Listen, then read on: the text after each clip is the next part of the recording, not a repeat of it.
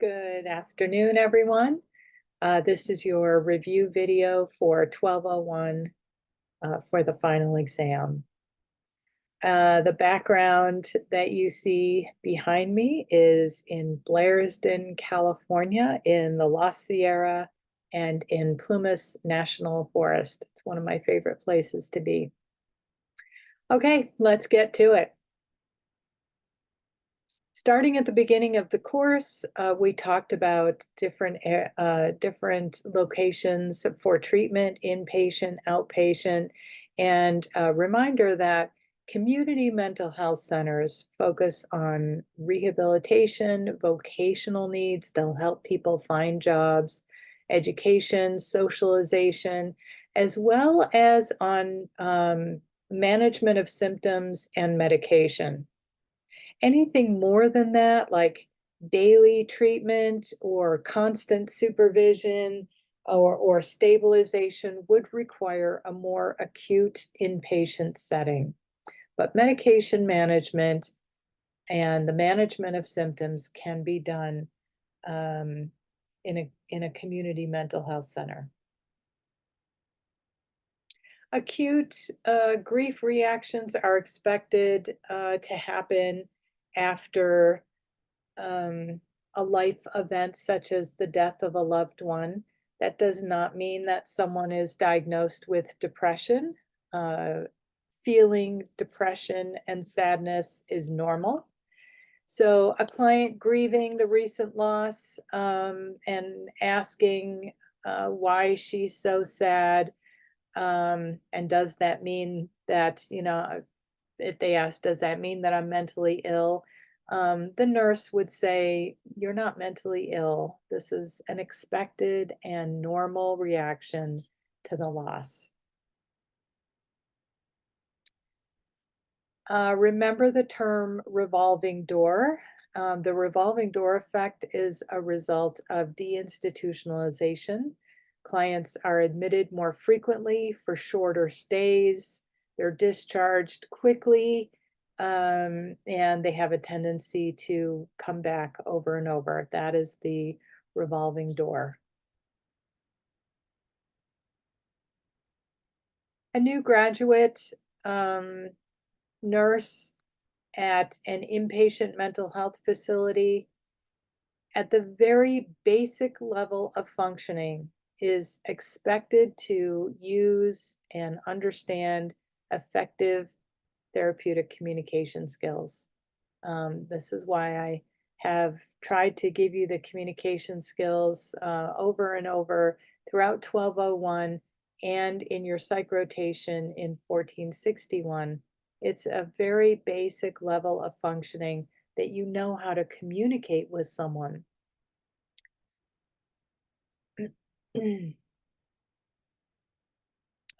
You would never provide clinical supervision. You're not going to prescribe medications, and you're not going to be a facility manager as a new graduate nurse. If a student is feeling nervous in a psychiatric setting, the student should discuss their feelings with an instructor. Also, the student is expected to build rapport with the patient before asking personal questions. That means establish a very basic relationship. And also consult the instructor if any either shocking or unexpected situation arises. You definitely don't want to work with a client that you might know personally.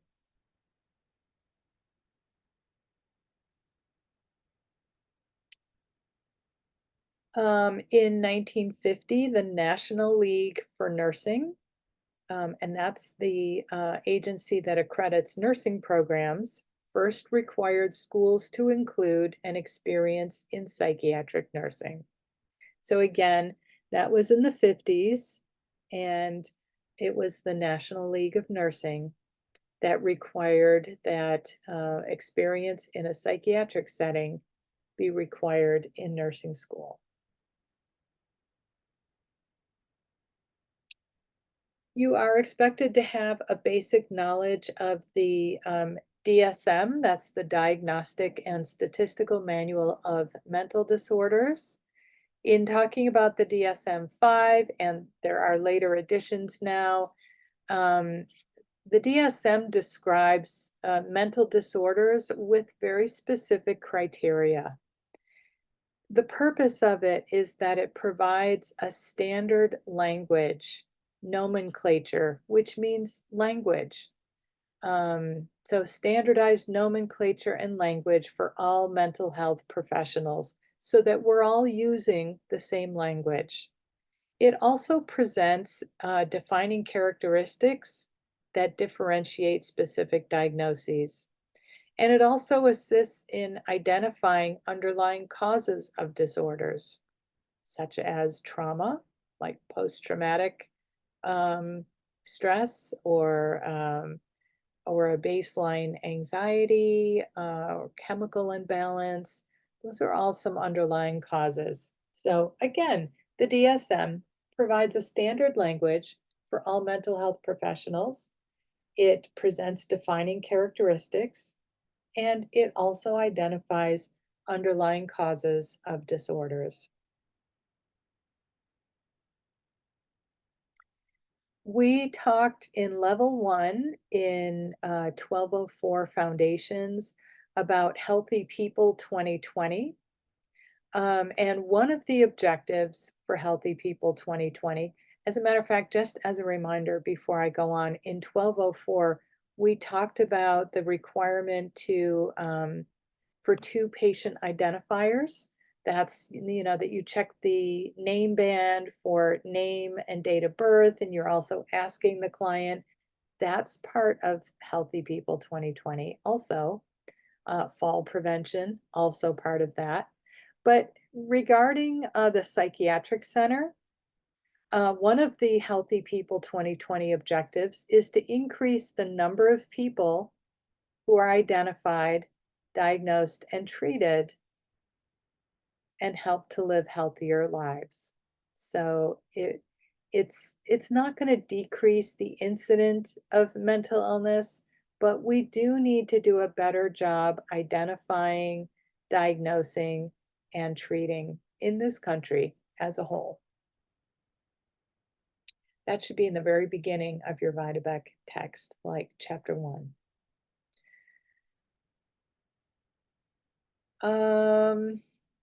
The very first step that a nurse should take to deal effectively with aggressive clients is to reflect on how they handle their own feelings of anger.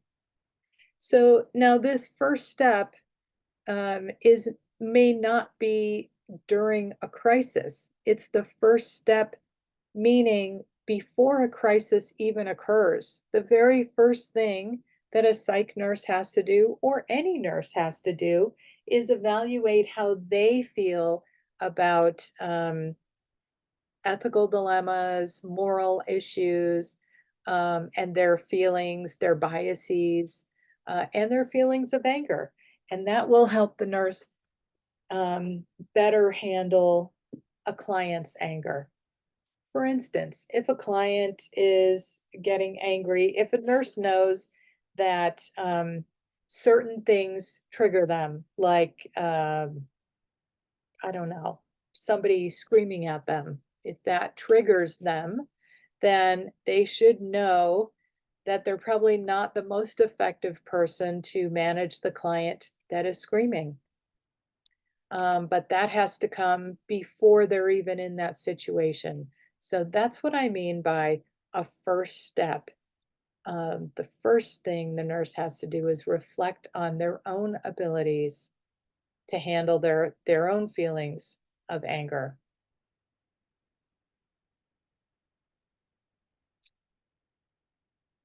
The most effective intervention to prevent a client from escalating is to try to engage the client in dialogue.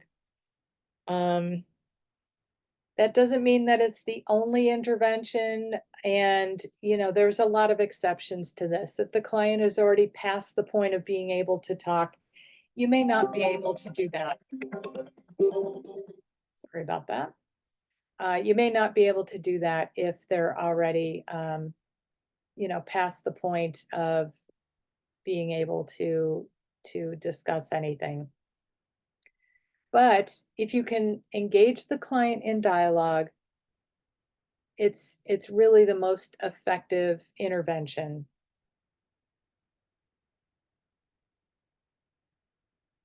After an angry outburst, the nurse really wants to find out what made the client upset so that the nurse and client together, can put a plan in place to prevent it from happening in the future.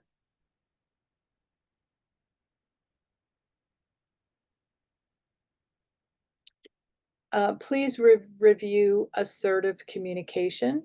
Remember that assertive communication uses I statements. So, um, I feel sad when you tell me what to do, something like that. So it's when you do XYZ, I feel ABC. Hope that makes sense. Um, Assertive communication uses I statements that express feelings and are specific to the situation. Like, I feel angry when you interrupt me. Or, I am angry that you changed the work schedule. Those I statements are assertive communication. When we talk about standards of care, we're talking about expectations that come from the Code of Ethics, state nurse practice acts. They can also come from agency job descriptions and professional nursing organizations. All of these type of organizations contribute to standards of care.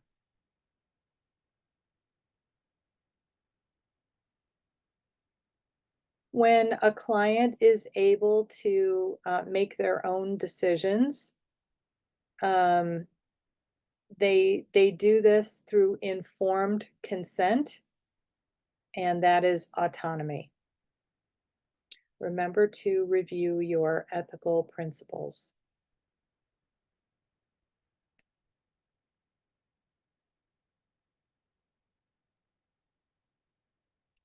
Um, Review the concept of malpractice.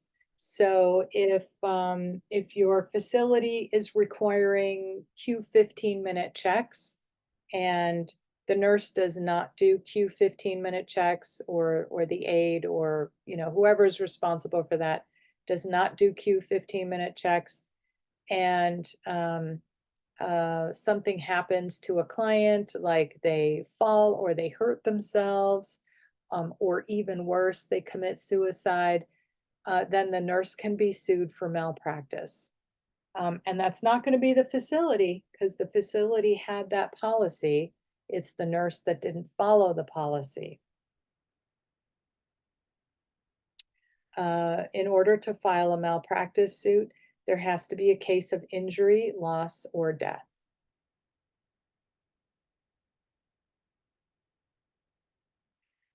When a client is put into restraints, after all attempts to reduce aggression have failed, there does need to be a face-to-face evaluation within 1 hour of the restraint. And that does need to be by an independent practitioner. So not just the doctor that ordered the restraints, but an additional independent practitioner. Independent meaning someone that's not assigned to that patient's care. So it can be a doctor that works for that facility, but someone other than the doctor assigned to that patient.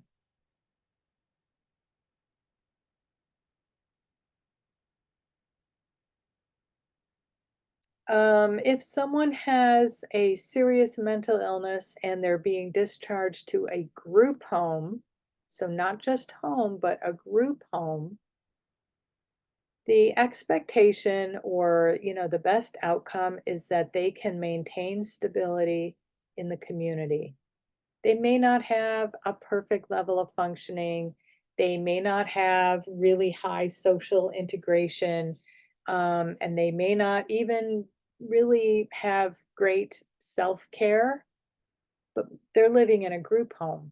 So, they should get support in all those areas, but they are expected to maintain stability in the community.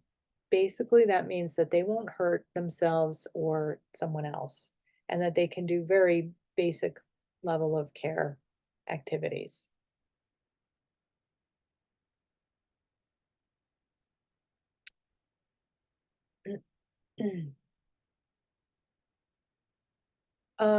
Review nonverbal and verbal communication.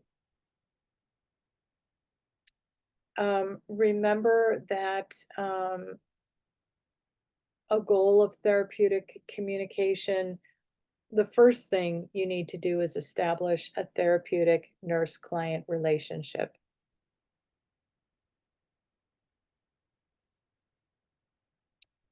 You want to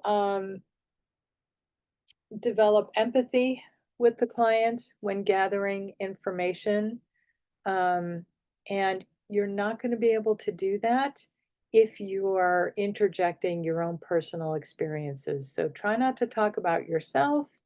And that's difficult because nurses want to be relatable. It comes from a good place. They want the client to be able to trust them and to know that they can relate to them. But if you start talking about yourself, that's not going to foster empathy because then it's no longer about the client.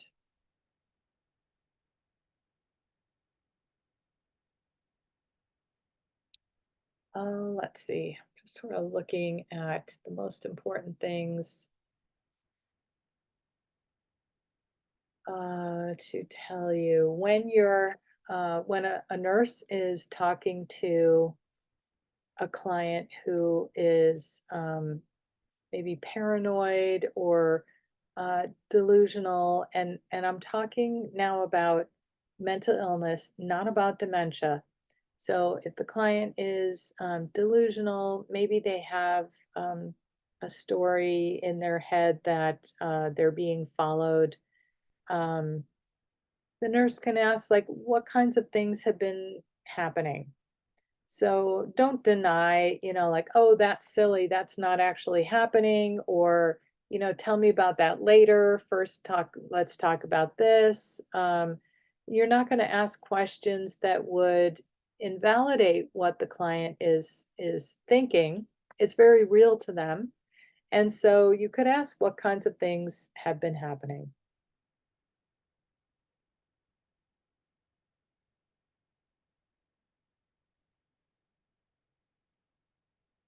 Um, it's really important to have a therapeutic relationship with the client, that will help to build trust. You do want the client to trust you as a nurse, otherwise they won't take medications from you or allow you to do any treatments, or really, allow you to move forward with the treatment plan. So there has to be some basic level of trust. And therapeutic relationships and communication will help you do that. Review the therapeutic communication techniques. Um, a broad opening will allow a client to say as much or little as they want. Um, so if someone is kind of reluctant to talk, a broad opening is a great technique to use, because that sort of gives them the control to talk as much or little as they want. Now, that's not a yes or no question. So those are closed questions. you do want to ask an open question and use a broad opening.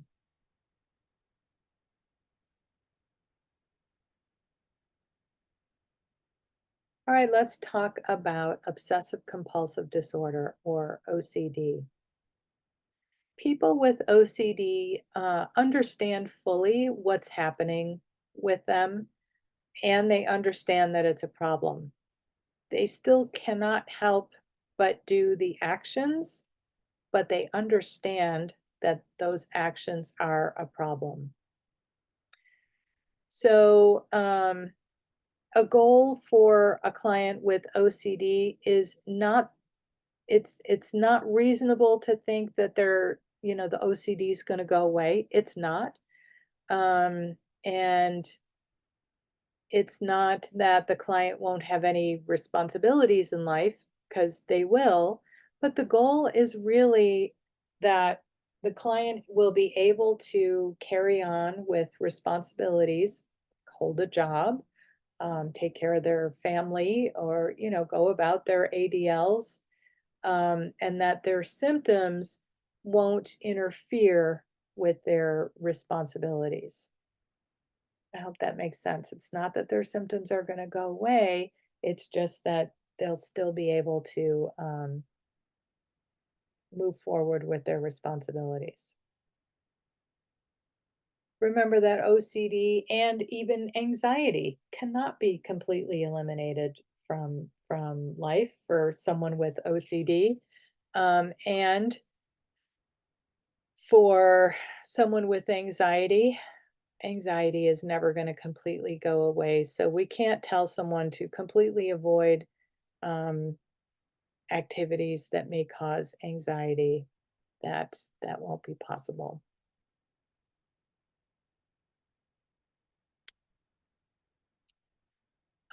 Review body dysmorphic disorder. That is a preoccupation with an imagined or slight defect in physical appearance that causes significant distress. Okay, so that means it's the person who looks in the mirror and sees their nose as really, really big when it's not. It's a normal nose. I mean, our physical features are on a spectrum as it is, but for someone who looks in a mirror and sees a physical feature greatly exaggerated, maybe they see their body size as really large or really small.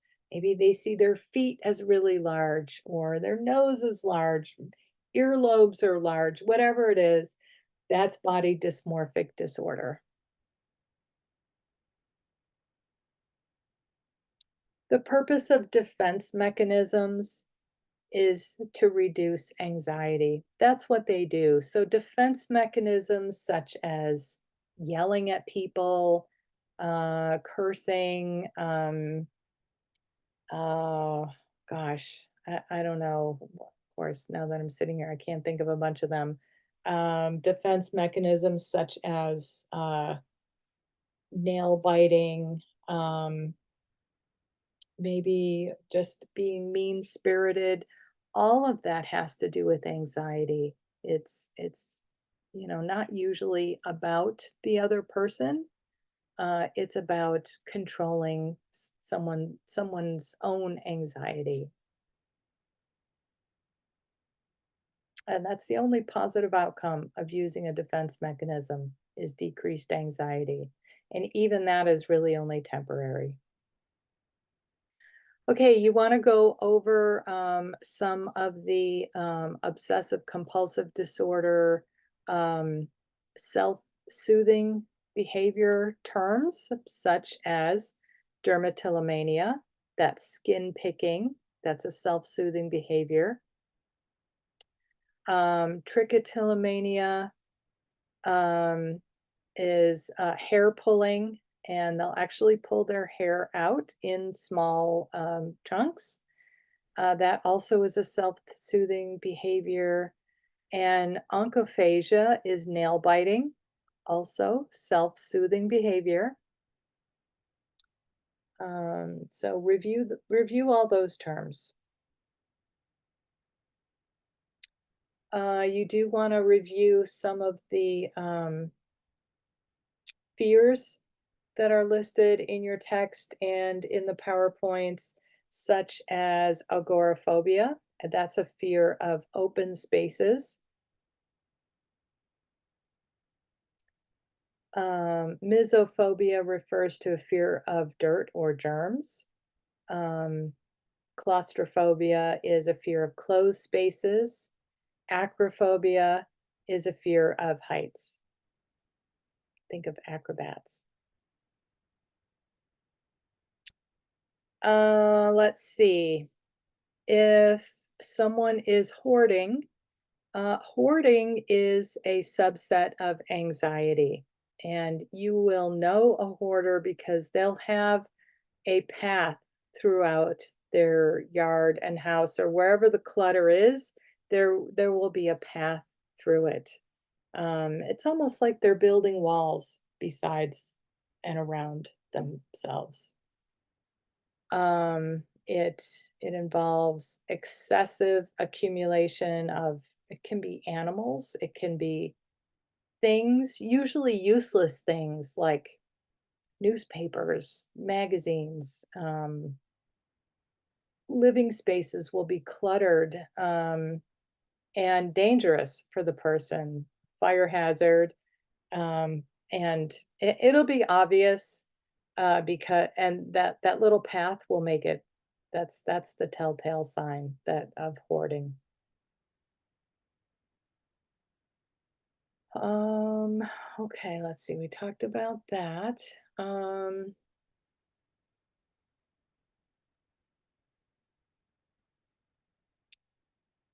uh, Look through, review, panic and anxiety and the term depersonalization. And that means that during a panic attack, that's when somebody says they feel disconnected from their self or sensing that things are not real. Um, so yeah, it's they really feel depersonalization. So someone you might hear someone say, when I feel very anxious or panicked, it's almost like I'm outside of my body looking in. I almost feel completely disconnected from myself. It's a type of numbness. That's generally how you'll hear someone describe it.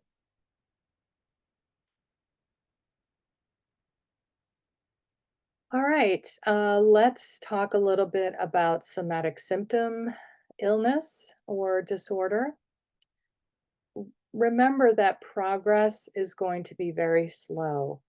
Um, that can be frustrating for nurses and for staff in general in the psychiatric setting is generally progress is very slow with all mental health disorders.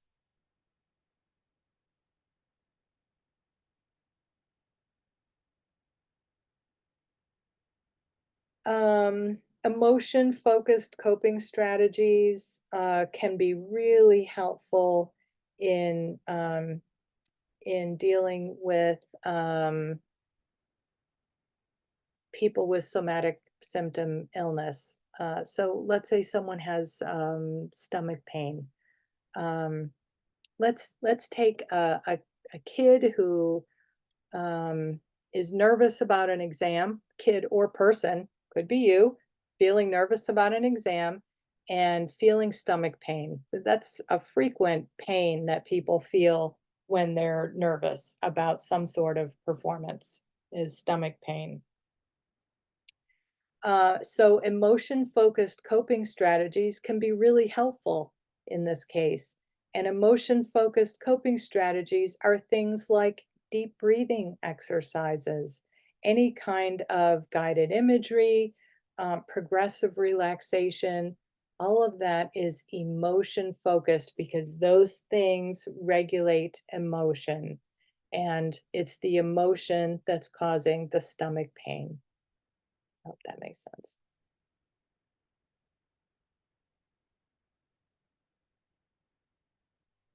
With somatic symptom illness, it's the mental distress that's causing the symptoms, even though the patient is not aware of it. Understand what malingering is. That is something that you will see pretty frequently as a nurse. And that is when a client is exaggerating physical issues for a material gain, such as the client who does not want to be discharged, who all of a sudden will say that their pain is getting worse, or they might say their depression is getting worse, or that they're hearing voices again. They're taking a sudden backslide because they don't want to be discharged for some reason. Maybe they're being discharged back to jail, or they're being discharged to a place they don't want to go to. Maybe they're homeless and don't want to be discharged back to the street. I mean, that's understandable. But malingering is when someone is manipulating the situation for material gain.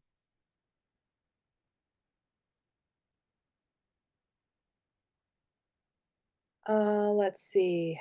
Long-term treatment outcomes for a client diagnosed with somatic symptom illness is that the client will be responsible for self-care activities, um, that they can identify a relationship between stress and physical symptoms, that they can verbally express their emotional feelings, and that they can demonstrate some alternative ways to deal with stress.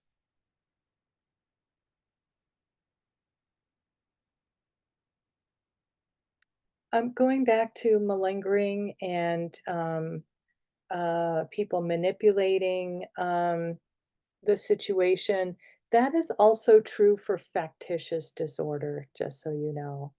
It's not the same thing, but factitious disorder is basically like making something up.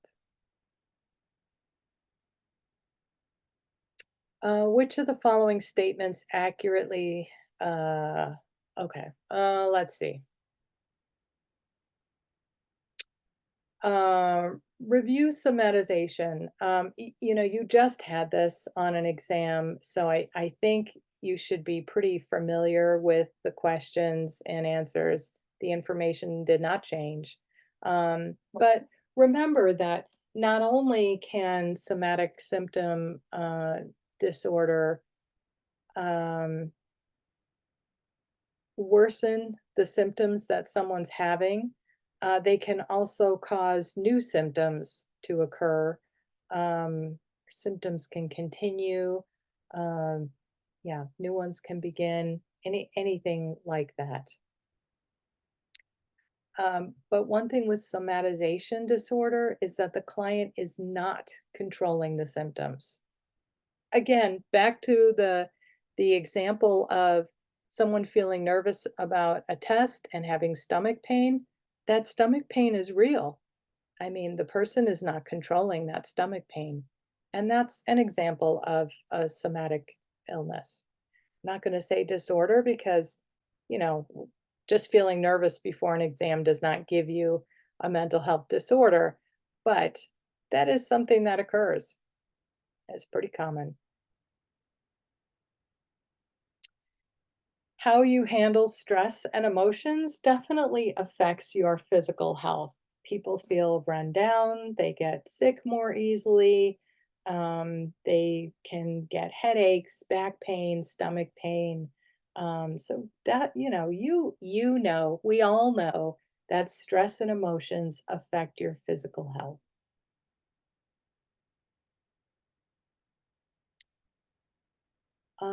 All right, let's talk a little bit about borderline personality disorder. You want to really review the personality disorders. Borderline personality disorder. Something that really helps with the treatment is cognitive restructuring technique, which is where the therapist helps the patient recognize negative thoughts and replace them with positive ones.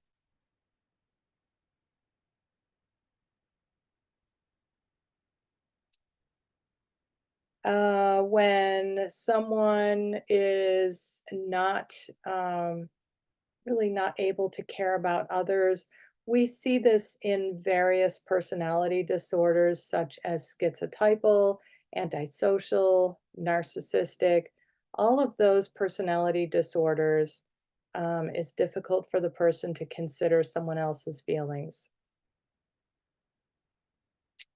With histrionic personality disorder, you want to provide some feedback about behavior and teach acceptable social skills, such as, don't scream as a reaction to things.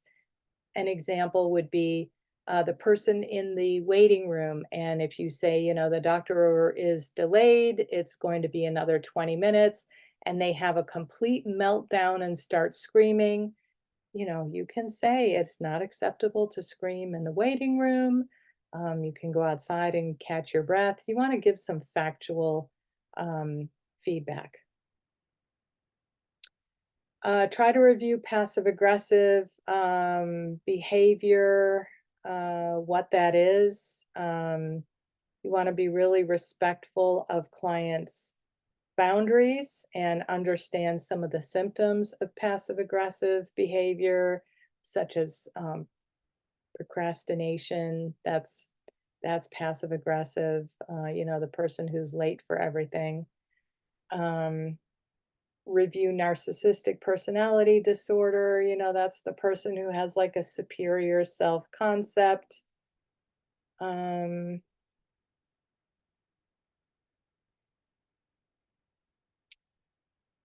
all right. Okay, I'm going to stop here and do a part two so that the video doesn't get too long.